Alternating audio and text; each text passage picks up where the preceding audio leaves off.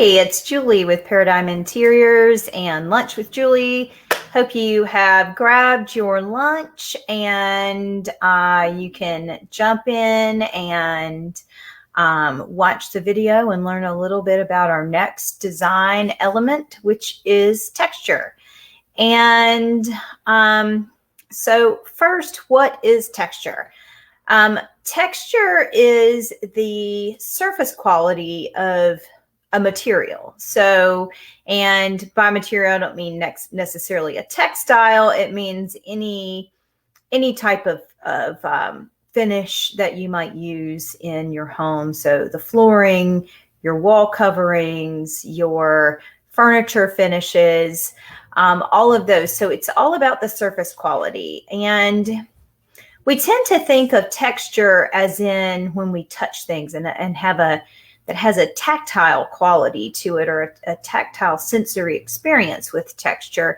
But really, you also perceive texture with your eyes. And so that's really what I want to focus on today, is the look and feel of materials, and how that can really improve your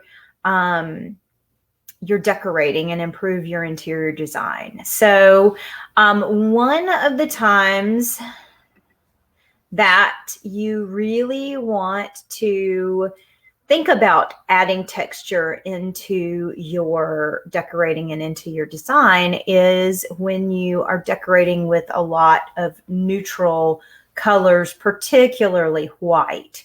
So you see this a lot in contemporary design, where you will see a space and the walls are white and the floor is white and the furniture's white and everything is white. And, while that is good for some people and they enjoy that sort of almost cold and sterile look, most people like to have a little more warmth in their homes, have something that's a little more inviting, and texture in a white space is definitely a way to do that. When we think about the surface quality, and we think about how texture looks and how texture feels to the touch, you may think about, well, I have a different texture in my fabric, and my walls are a different texture, and my floor's a different texture. But the reality is that's the texture that you're feeling. From a visual standpoint, there's a lot of fabrics, like, for instance, linen and cotton and twill and things like that, that tend to have the same look to them as your drywall on your walls. So if you looked at a white room where the walls were white, the furniture was white, the floors were white, if there's not some visual cue that texture has changed, then it's going to look like all the same material. So that's a really important component to texture. And then finally, the last thing is ideas for using texture. So I'm going to bring up some pictures, and I'm going to show you a couple of things that I've saved to a Pinterest board about texture. I'll show you some rooms that are mostly white, that don't have a lot of texture in the space, or visual texture differences in the space, even though they may have that textural difference. And it leaves the room looking really kind of flat.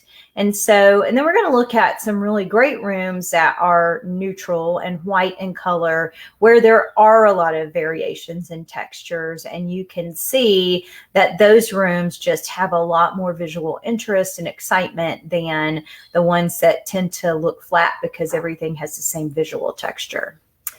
So let me share my screen with you.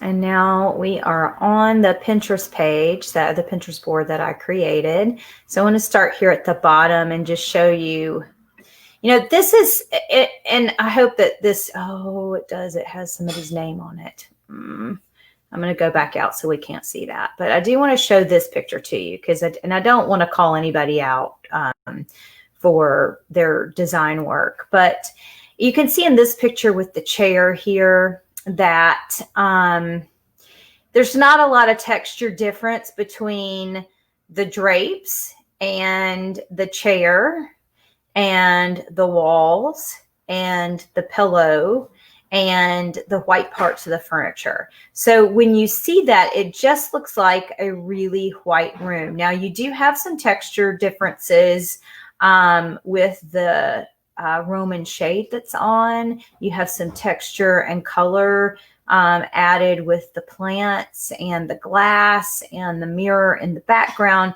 But really, it's almost like you see that and you just see white. And it's kind of the same with this picture up here with the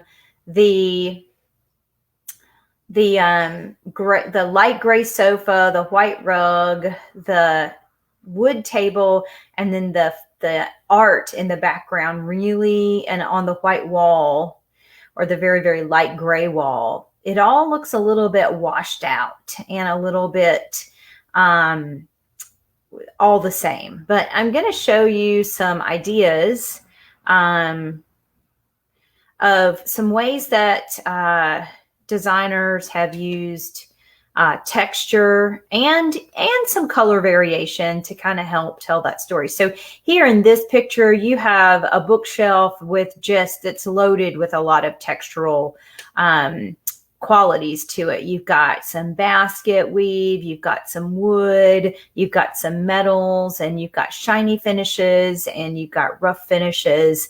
The chairs, which are leather, and the rug that's it's nice, really woven, chunky rug. And even in the sofa, there's a menswear quality to that has some textural elements to it. And then of course the artwork adds in a lot of texture and not a lot of color. It is still a very, like, when I look at this room, I think white and neutral, but there is a lot of variation here that really brings some of the interest that you want.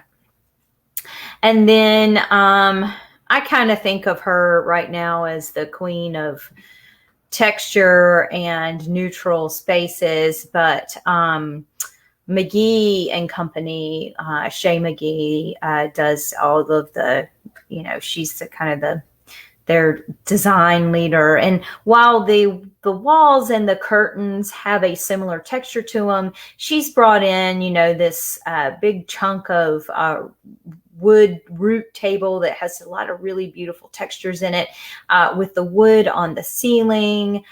Even the artwork, it is blue, but it has some textural elements to it. The sofa, the rug, the chair, the chairs themselves have a lot of textural variation, but not a lot of color variation. So again, I look at this and I see a white room, a light neutral room, but it's not uninteresting because there's so much variation in texture and in pattern, which we talked about last week. So she really brings it with the texture and the pattern to give that interest there.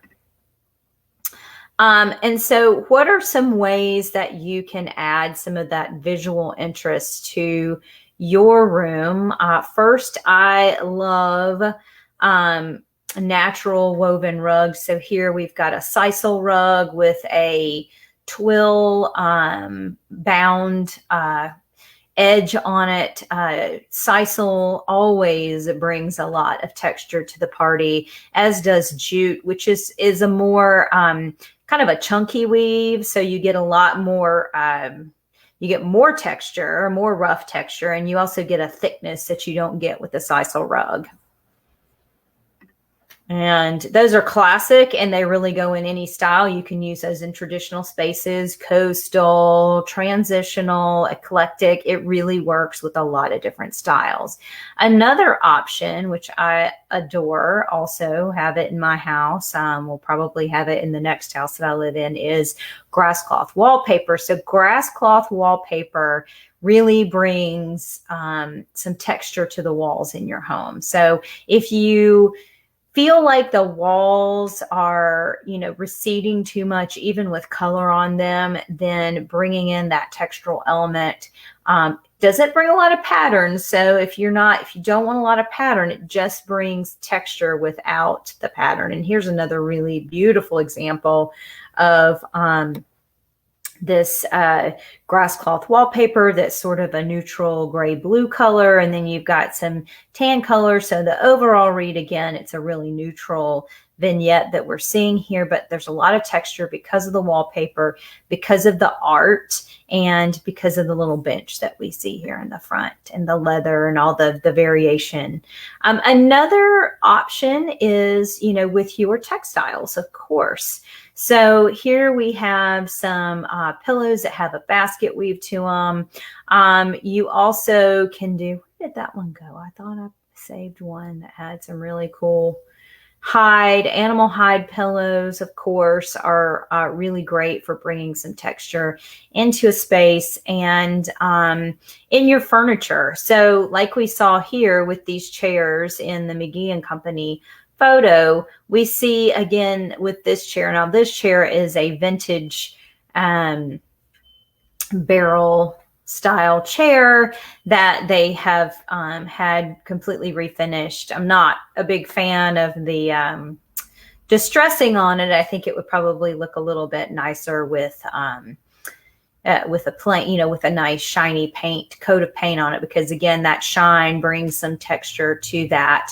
But the caning really, it's such a classic look, and the reason it looks so great and the reason people love it is because it does bring a lot of texture to a space. And here's another example of a really nice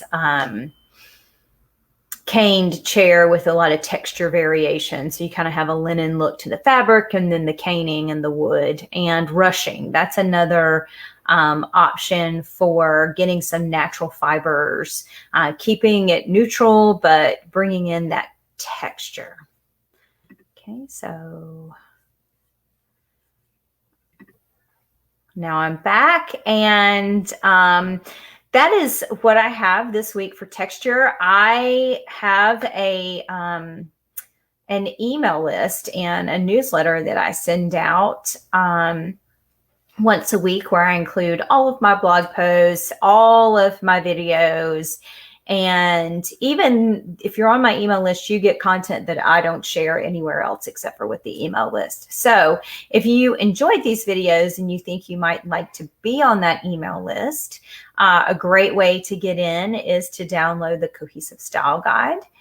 That is a little mini magazine that gives you a style quiz, and then talks a little bit about how you can take any style and create a concept for your home.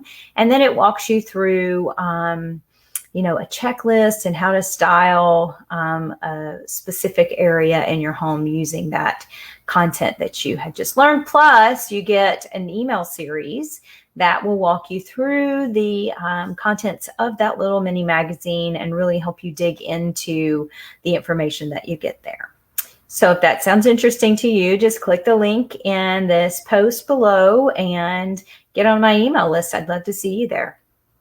So everyone, have a safe and happy Labor Day weekend. I will see you again next Friday, and we will continue this little talk on elements and principles of design. Next week, I'm going to be talking about color, which may seem very simple, but we're going to get into why paint colors look different on your walls than they do in the store or in the bucket, or why they look different from room to room or even wall to wall sometimes. So color, that's our next talk, and I will see you next week. Have a great weekend.